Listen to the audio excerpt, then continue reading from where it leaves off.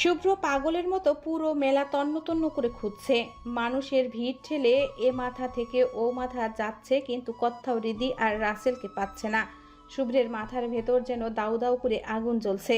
চৈত্রের বৈশাখের কড়ার রোদে ওর সারা শরীর ঘামে ভিজে গেছে। চুলের গোছা ঘামে লেপ্টে কপালের উপরে এসে পড়েছে। শুভ্র বারবার নিজের হাত ঘড়ির দিকে তাকাচ্ছে, আর ওর চোয়াল রাগে শক্ত হয়ে আসছে। ও কিছুতেই মানতে পারছে না যে ওর অত কড়া করে বারণ করার পরও হৃদি কিভাবে এত বড় সাহস পায় ওর অবাধ্য হওয়ার। হৃদি কি জানে না ওর এই প্রেমিক পুরুষটা কতটা হিংসুটে?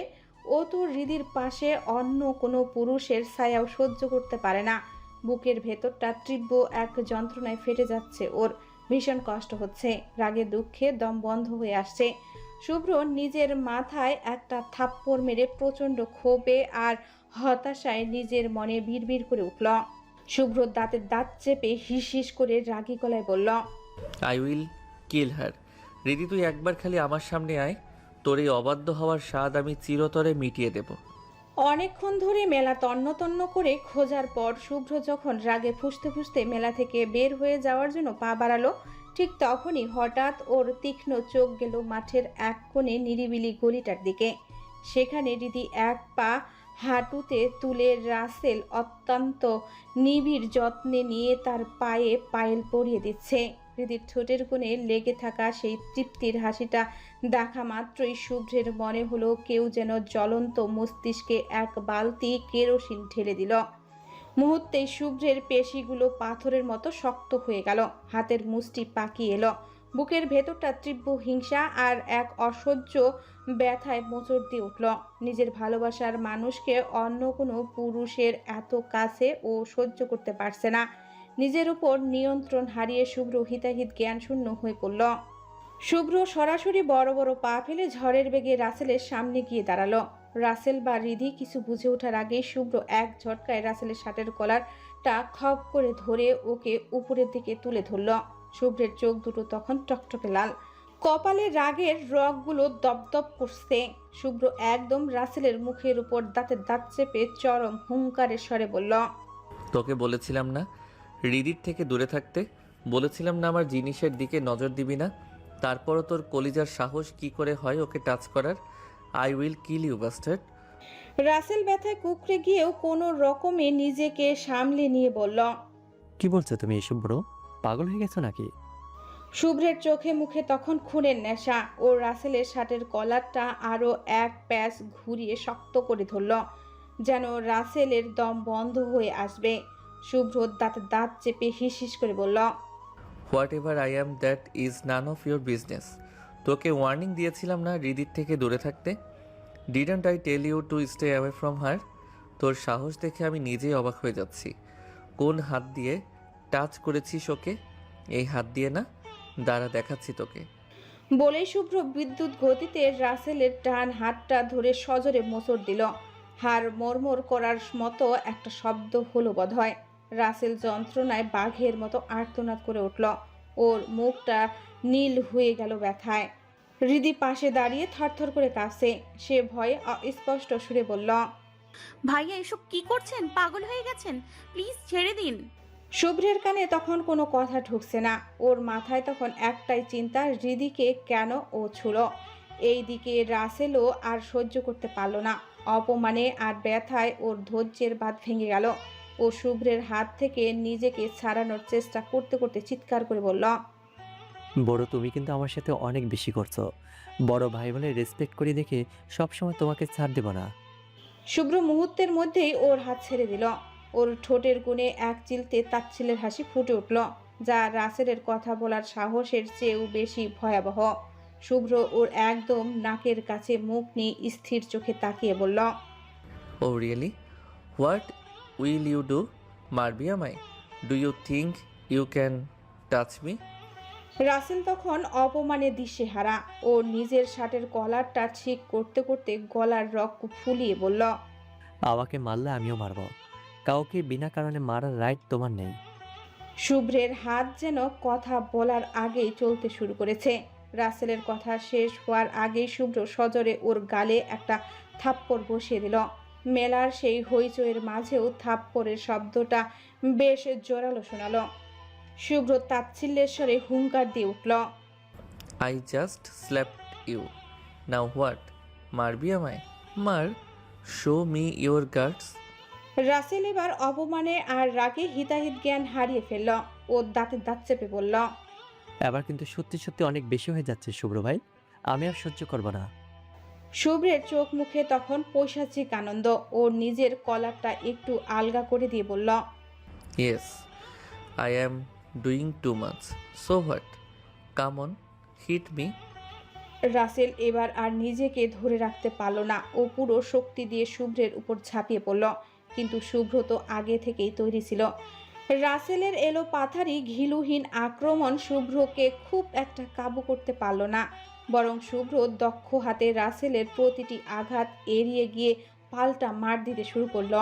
শুভ্রের এক একটা ঘুষি যেন হাতুড়ির মতো রাসেলের গায়ে গিয়ে পড়ছে। রাসেল মার দেওয়ার সুযোগই পাচ্ছে না। উল্টো শুভ্রের ঝড়ের গতি মারের নিচে ও পিষ্ট হতে শুরু করলো। হৃদি এই ভয়ানক দৃশ্য দেখে আতঙ্কে নীল হয়ে গেছে। ও দু হাতে নিজের মাথা চেপে ধরে চিৎকার করে উঠল, ভাইয়া stop, please stop it. Rasel ভাইকে ছাড়েন, ও মরে যাবে তো, কেউ থামান এদের। কিন্তু শুভ্র তখন হিতাহিত জ্ঞান শূন্য। ওর কানে হৃদির আর্তনাদ পৌঁছাচ্ছে না। ও রাসেলকে মাটির সাথে মিশিয়ে দিয়ে একের পর এক ঘুষি মারতে লাগলো। কয়েক মুহূর্তের মধ্যেই রাসেলের নাক আর মুখ ফেটে রক্ত বের হতে শুরু করলো। ধস্তাধস্তির এক পর্যায়ে শুভ্রের নিজের ঠোঁটের কেটে রক্ত ঝরছে। কিন্তু সেদিকে ওর বিন্দুমাত্র খেয়াল নেই। মেলার সেই চঞ্চল পরিবেশ নিমিষেই থমকে গেল। এক বিশাল ভিড় জমে গেছে চারপাশে। কিন্তু কেউ এগিয়ে আসার সাহস পাচ্ছে না। শুভ্রের সেই চণ্ডাল রূপ দেখে সবাই ভয়ে পিছিয়ে যাচ্ছে। কেউ কেউ মোবাইলে ভিডিও করছে, কেউ দূর থেকে ফিসফিস করছে। কিন্তু শুভ্রের ওই খুনি চাহনি দেখে কেউ থামানোর কথা চিন্তাও করছে না। রাসেল তখন রক্তাক্ত অবস্থায় মাটিতে লুটিয়ে পড়েছে। নিঃশ্বাস নিতেও ওর কষ্ট হচ্ছে। মেলার ধুলোয় ওর শরীর মাখামাখি।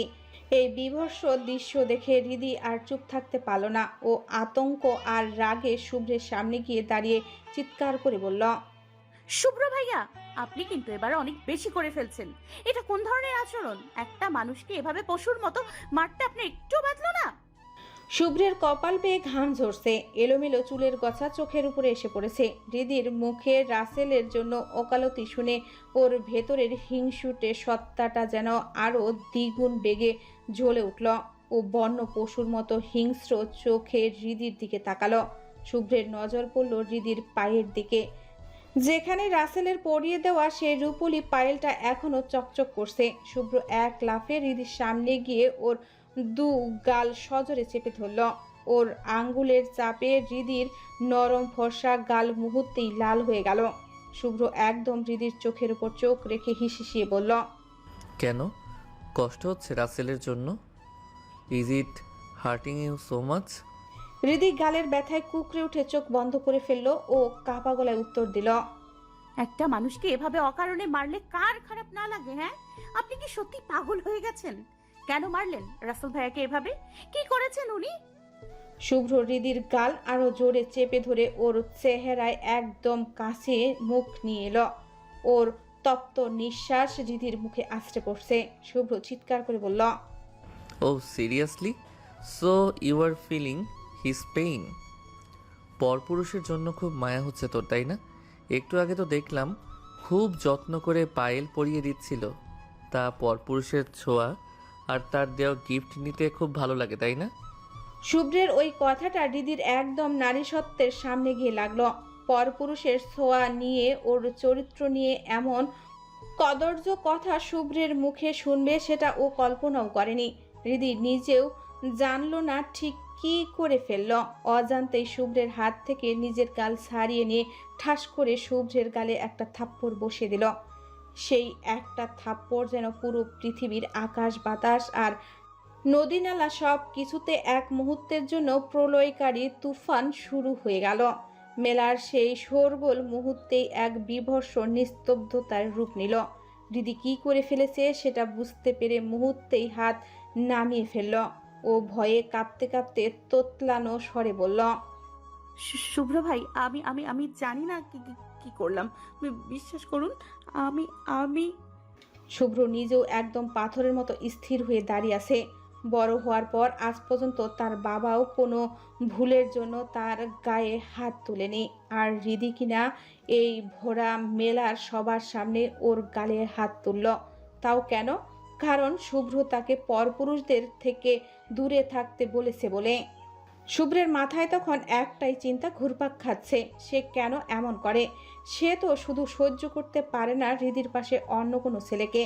হৃদি কেন ওর এই পাগলামিটা বোঝে না, কেন ওকে বোঝার চেষ্টা করে না? এসব ভাবতেই শুভ্রের ভেতরের দহনটা যেন সহ্যের সীমা ছাড়িয়ে গেল।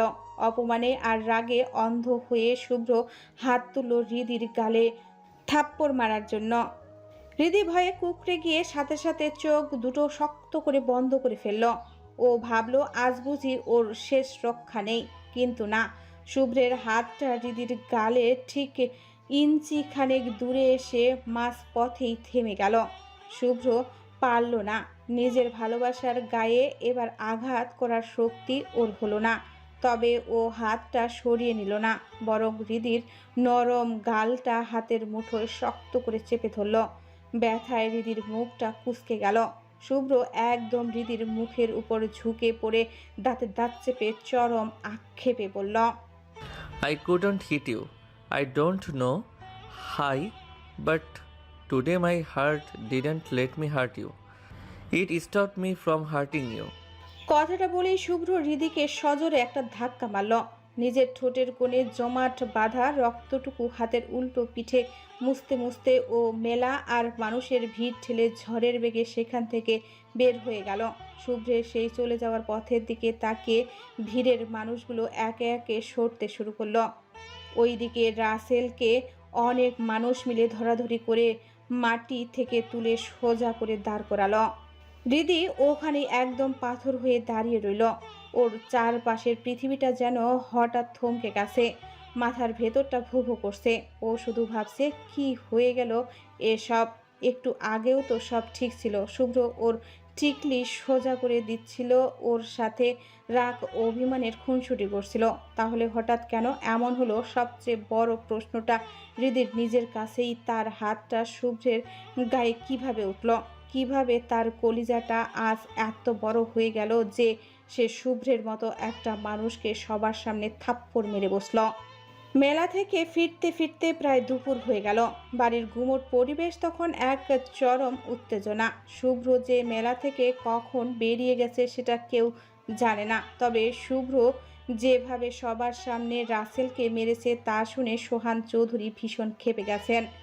তার রাগ যেন থামছেই না। ড্রয়িং রুমে দাঁড়িয়ে সোহান চৌধুরী রাগী গলায় চিৎকার করছেন, রাসেল তাকে সব বলেছে, শুভ্র তাকে শুধু হৃদির জন্য মেরেছে। এই কথাটা সোহান চৌধুরীর মনে সন্দেহের দানা বাঁধিয়ে দিয়েছে। তিনি মনে মনে ভাবছেন, হৃদির জন্য শুভ্র এত বড় কাণ্ড কেন করবে? হৃদির সাথে ওর সম্পর্ক কি?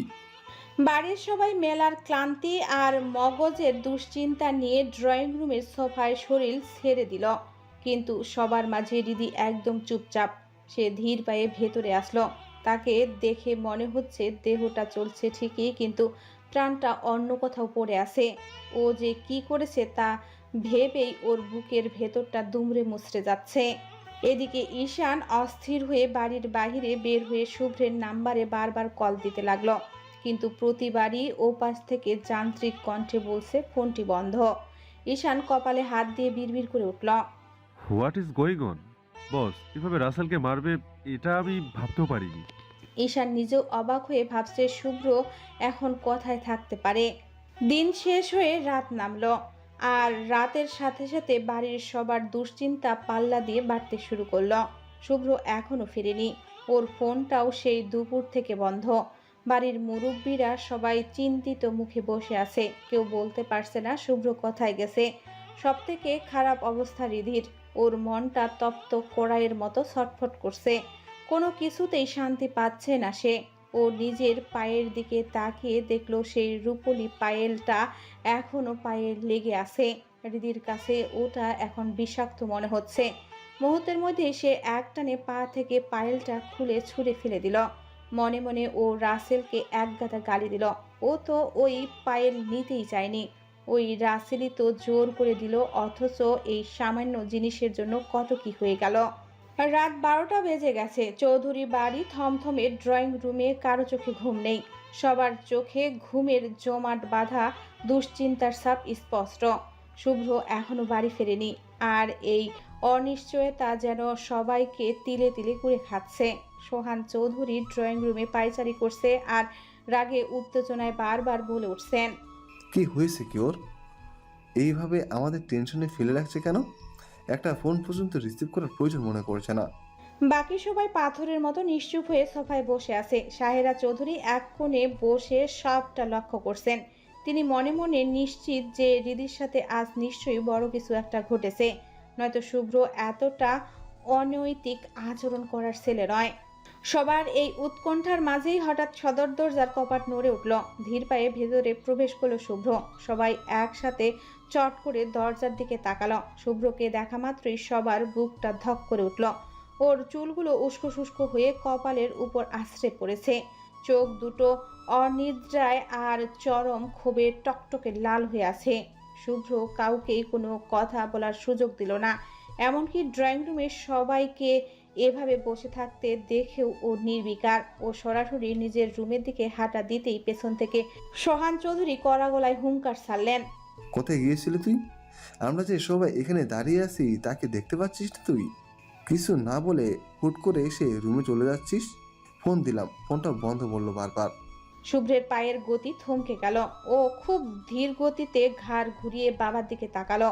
ওর চাহনিতে আজ এক অদ্ভুত জেদ আর শূন্যতা। ও একদম নিষ্প্রহ গলায় উত্তর দিল, একটা কাজ ছিল, ব্যস্ত ছিলাম তাই ধরিনি। আর এইভাবে মাঝরাতে দাঁড়িয়ে না থেকে সবাই গিয়ে ঘুমান। বলে শুভ্র আবার হাঁটা শুরু করলে সোহান চৌধুরী পুনরায় চড়া গলায় বলে উঠলেন, তা বুঝলাম, তো তুই রাসেলকে ওই ভাবে মেরেছিস কেন? শুভ্র এবার পুরো শরীর ঘুরিয়ে দাঁড়ালো, মাথা নিচু করে ও ঘাড় তেরা করে কিছুক্ষণ দাঁড়িয়ে রইল, যেন নিজেকে সামলাচ্ছে। তারপর অত্যন্ত শীতল গলায় জবাব দিল, হাত চুলকাচ্ছিল তাই মেরে দিয়েছি। ছেলের মুখে এমন ঔদ্ধত্যপূর্ণ কথা শুনে সোহান চৌধুরীর ধমনীতে রক্ত টকবক করে উঠল। তিনি এক পা সামনে এগিয়ে এসে বললেন, শুভ্র, আমি তোর বাবা হই, ঠিক করে কথা বল আমার সাথে। তোর এই বেয়াদবি দিন দিন সীমা ছাড়িয়ে যাচ্ছে। শুভ্রের মুখটা যন্ত্রণায় কুঁচকে গেল। ওর চেহারায় চরম অবসাদের ছাপ। ও দীর্ঘশ্বাস ফেলে খুব নিচু স্বরে কিন্তু দৃঢ় গলায় বলল, ভালো লাগছে না আব্বু, আমি এখন কথা বলতে চাচ্ছি না। সোহান চৌধুরী আর কথা বাড়ালেন না, তবে তার গুমোট মুখ দেখেই বোঝা যাচ্ছিল তিনি কতটা ক্ষুব্ধ। শুভ্র কারো দিকে ফিরেও তাকালো না, ঝড়ের বেগে সোজা নিজের রুমে চলে গেল। সাহেরা চৌধুরী আর স্থির থাকতে পারলেন না। অস্থির মনে তিনিও ছেলের পিছু পিছু রুমে ঢুকলেন। হৃদি এতক্ষণ ড্রয়িং রুমের এক কোণে মূর্তির মতো দাঁড়িয়ে সবটা দেখছিল।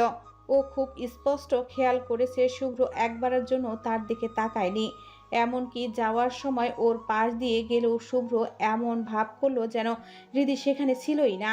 হৃদির বুক ফেটে কান্না আসছে, গলার কাছে একটা দলা পাকানো কষ্ট আটকে আছে। ওর খুব ইচ্ছা করছে শুভ্রের কাছে গিয়ে ক্ষমা চাইতে, হাজারটা কথা বলতে, কিন্তু শুভ্রের ওই পাথরের মতো শীতল রূপ দেখে ও এগোনোর সাহস পাচ্ছে না। শুভ্র নিজের রুমে ঢুকেই এক ঝটকায় গায়ের রক্তমাখা শার্টটা খুলে ফ্লোরে ছুঁড়ে মারল। আলমারি খুলে অস্থির হাতে টি শার্ট আর ট্রাউজার বের করতে লাগলো। ঠিক তখনই সাহেরা চৌধুরী রুমে প্রবেশ করলেন। তিনি শুভ্রের বিধ্বস্ত চেহারার সামনে গিয়ে দাঁড়ালেন এবং খুব নরম স্বরে জিজ্ঞেস করলেন, কি হয়েছে তোর? এইভাবে কেন রেগে আছিস?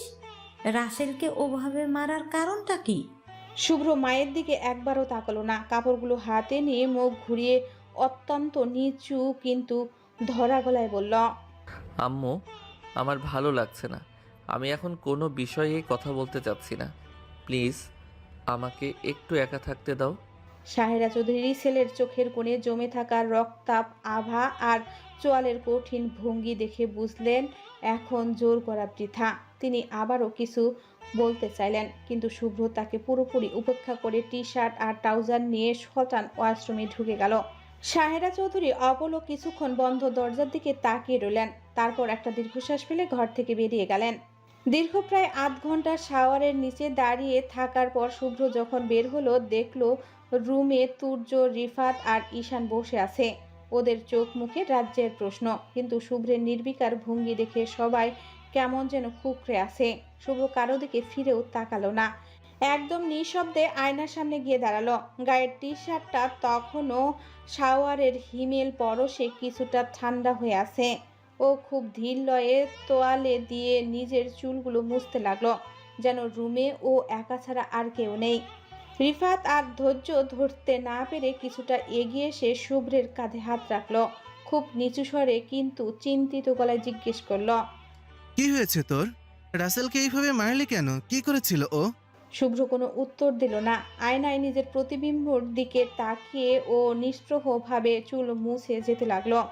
ওর ওই জমাট বাঁধা নীরবতা রিফাতকে বুঝিয়ে দিল যে এই ঘাটতেরা আর এক গুয়ে ছেলে এটা এখন আকাশ পাতাল এক করে ফেললেও মুখ খুলবে না। ওর বুকের ভেতরের ঠিক কিসের দাবানল চলছে তা জানার সাধ্য এখন কারণেই। অগত্যা কেউ আর কথা বাড়ালো না। ঘুমোত একটা অস্বস্তি নিয়ে তুর্য, রিফাত আর ঈশান যার যার জায়গায় শুয়ে পড়ল। পুরো রুমের আলো নিভে গেল। শুভ্র ধীর পায়ে হেঁটে ব্যালকনিতে এসে দাঁড়ালো। রাতের নিস্তব্ধতা তখন চৌধুরী বাড়িকে চারপাশ থেকে ঘিরে ধরেছে। ও পকেট থেকে একটা সিগারেট বের করে ধরিয়ে নিল। সিগারেট শুভ্র নিয়মিত খায় না, তবে যখন ও প্রচণ্ড রাগে হিতাহিত জ্ঞান হারিয়ে ফেলে কিংবা মনের গহীনে খুব বেশি চোট পায়, তখন এই নিকোটিনের ধোঁয়াকেই নিজের একমাত্র নিঃসঙ্গ সঙ্গী মনে করে। অন্ধকারে সিগারেটের লাল আগুনটা আগ্নেয়গিরির লাভার মতো ধকধক করে জ্বলছে। শুভ্র লম্বা একটা টান দিয়ে বুক ভর্তি ধোঁয়া ফুসফুসে জমা করলো। তারপর অত্যন্ত ধীর গতিতে সেই ধোঁয়া রাতের আকাশের দিকে ছেড়ে দিল। ধোঁয়ার কুণ্ডুলিগুলো বাতাসে মিশে যাচ্ছে। রাতের সেই নিস্তব্ধতা ভেঙে হঠাৎ একটা অতি পরিচিত মেলি কণ্ঠ শুভ্রের কানে আছড়ে পড়ল। শুভ্র ভাই, আপনি সিগারেট খান? হৃদির সেই চেনা কণ্ঠস্বর কানে আসতেই শুভ্র চমকে উঠল। ও মুহূর্তের মধ্যে হাতের সিগারেটটা নিচে ফেলে দিয়ে পায়ের নিচে পিষে দিল। ঈশান ছাড়া বাড়ির আর কেউ জানে না যে শুভ্র সিগারেট খায়। এদিকে হৃদি শুভ্রকে এইভাবে অন্ধকারে সিগারেট খেতে দেখে যেন এক নতুন শুভ্রকে আবিষ্কার করলো। ও কখনো কল্পনাও করেনি যে শুভ্র সিগারেট খেতে পারে। আজ এই দৃশ্য দেখেও যেন নিজের চোখকেও বিশ্বাস করতে পারছে না। শুভ্র বড় বড় শ্বাস ফেলে ব্যালকনির গ্রিলটা শক্ত করে খামচে ধরল। ও হৃদির দিকে না তাকিয়ে বরফ শীতল গলায় বলল, আমার এখন কথা বলতে ইচ্ছে করছে না, গেট আউট। শুভ্রের কণ্ঠের সেই হাড় হিম করা সুর শুনে হৃদির কলিজা কেঁপে উঠল। শুভ্র যে তার উপর কতটা চরমভাবে রেগে আছে তার প্রমাণ এখন একদম স্পষ্ট। হৃদি তবুও বুক বেঁধে সাহস করে এক দু পা এগিয়ে গেল ও খুব করুণ গলায় বলল, শুভ্র ভাই, বিশ্বাস করুন, তখন আমি কিভাবে মারলাম আমি নিজেও জানি না। আমি জাস্ট বুঝতে পারিনি হাতটা কিভাবে উঠে গেল। প্লিজ আপনি আমাকে মাফ করে দিন। শুভ্র এবার দাঁতে দাঁত চেপে হিস হিস করে উঠল। ওর চোয়াল রাগে শক্ত হয়ে আসছে। ও আবারও বলল, তুই যাবি এখান থেকে? তোকে এখন আমার জাস্ট সহ্য হচ্ছে না। নতুন করে আর মার খেতে না চাইলে এখনই চলে যায় এখান থেকে। হৃদির বুকের ভেতরটা ভয়ে থরথর করে কাঁপছিল, কিন্তু শুভ্রের এই অবহেলা সহ্য করার চেয়ে ও মার খাওয়াকেই সহজ মনে করলো। ও এবার সাহস করে প্রায় কেঁদে ওঠা ভাঙ্গা কণ্ঠে বলল, যাব না। মারতে চান তাহলে মারেন।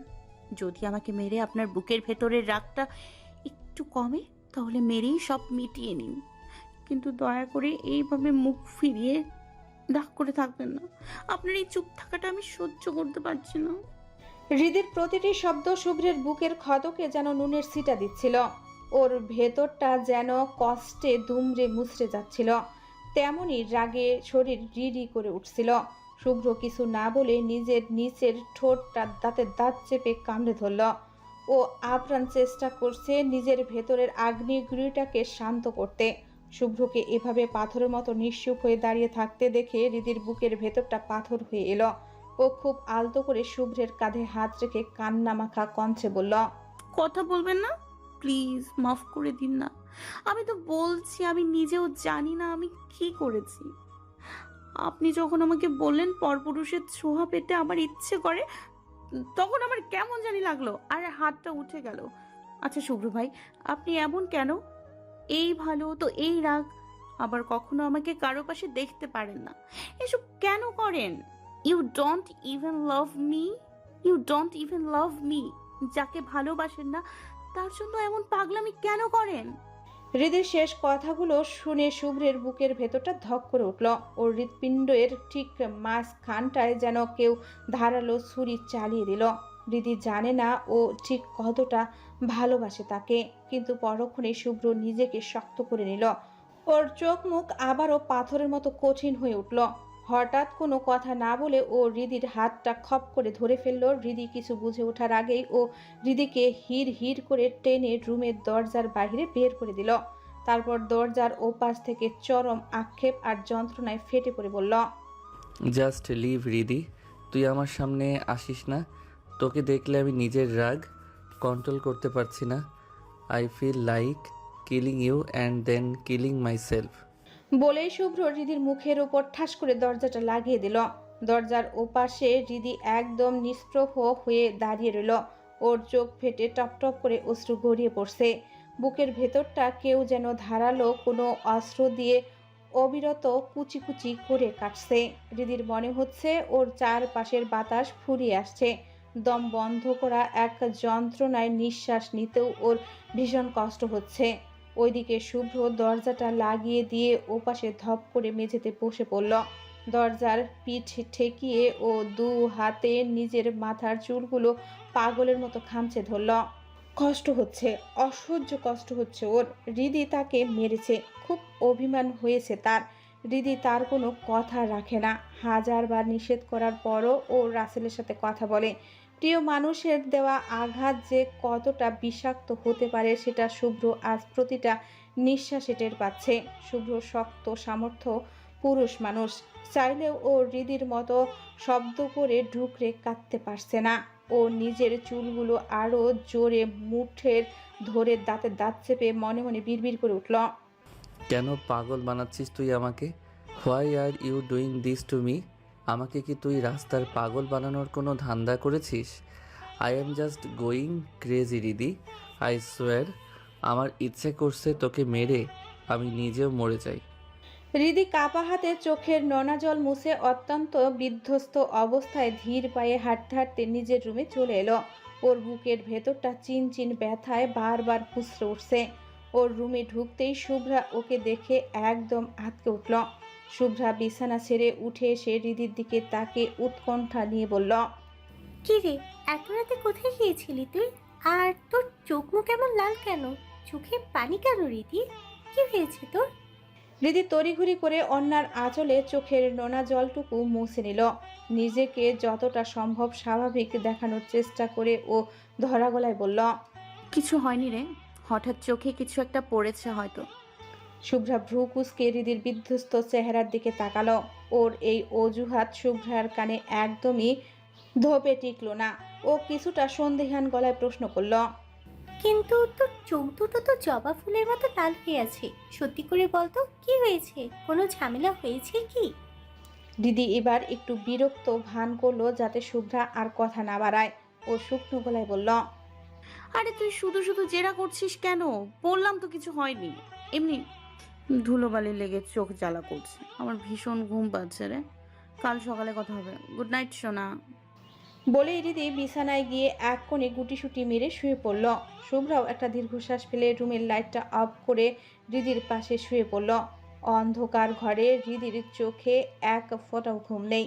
ওর বুকের ভেতরটা চিনচিন ব্যথায় বারবার দুমড়ে মুচড়ে যাচ্ছে।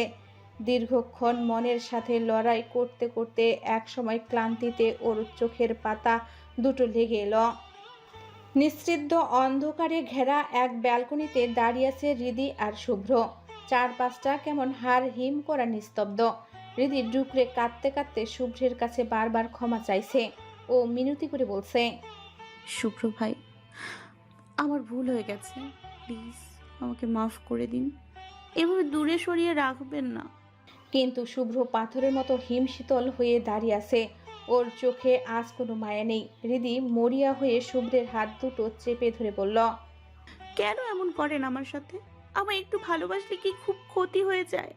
তাছাড়া আমাদের তো বিয়ে হয়েছে, আমি আপনার স্ত্রী। একজন স্ত্রীকে ভালোবাসা কি স্বামীর কর্তব্য নয়? তাহলে আপনি কেন ভালোবাসেন না আমাকে?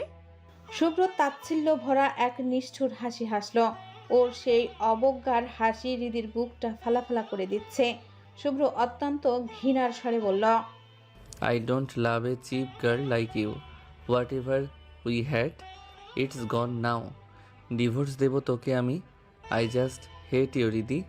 শুভ্রের এই কথাগুলো শুনে হৃদির মনে হলো কেউ ওর মাথায় আস্ত একটা পাহাড় তুলে আছাড় মারল। মনে হলো এক বিষাক্ত ছুরি কেউ ওর বুকের ভেতর ঢুকিয়ে দিয়ে বারবার মসরাচ্ছে। অসহ্য যন্ত্রণায় হৃদি গগন বিদারী এক চিৎকার দিয়ে উঠল। না!